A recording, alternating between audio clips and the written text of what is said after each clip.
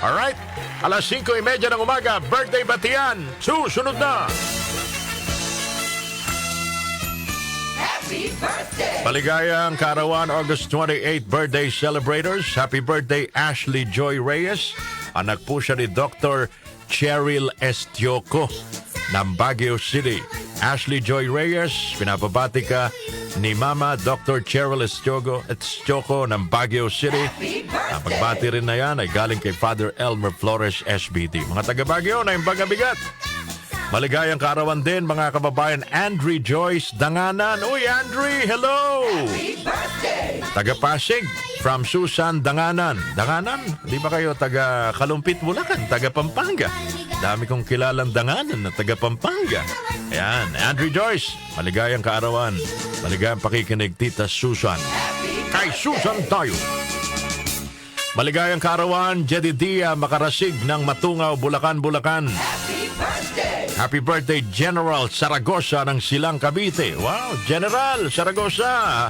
Maligayang kaarawan, Bikena man. Happy birthday! Ivy Joyce de los Santos, happy birthday. Father Anthony Coa ng Caloocan Diocese, happy birthday, Father Anthony.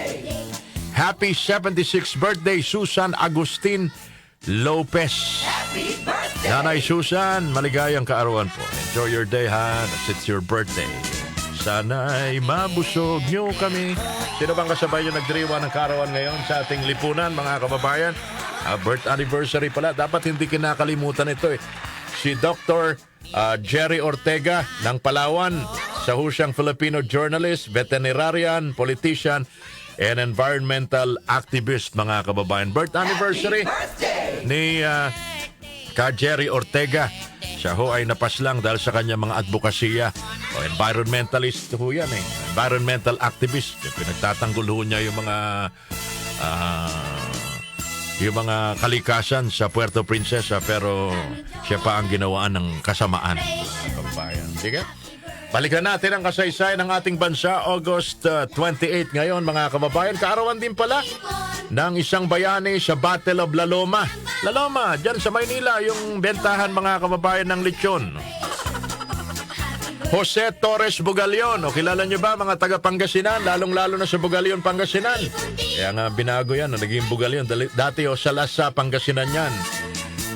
Jose Torres Bugalion, E. Gonzales, pinanganak ngayong araw na ito sa Salasa, Pangasinan, na ngayon ay Bugalion. He was a Filipino military officer who served both the Spanish government and the Philippine Revolutionary Army during a tumultuous time in the country's history, mga kababayan. August 28, 1901, Silliman University was established as Silliman Institute by American Protestant missionaries. Ngayon pala yun.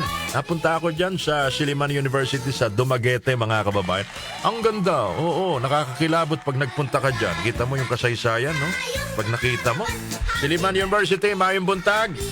August 27, 1987. Balikan natin ang kasaysayan. The RAM soldiers, naalala nyo yung RAM?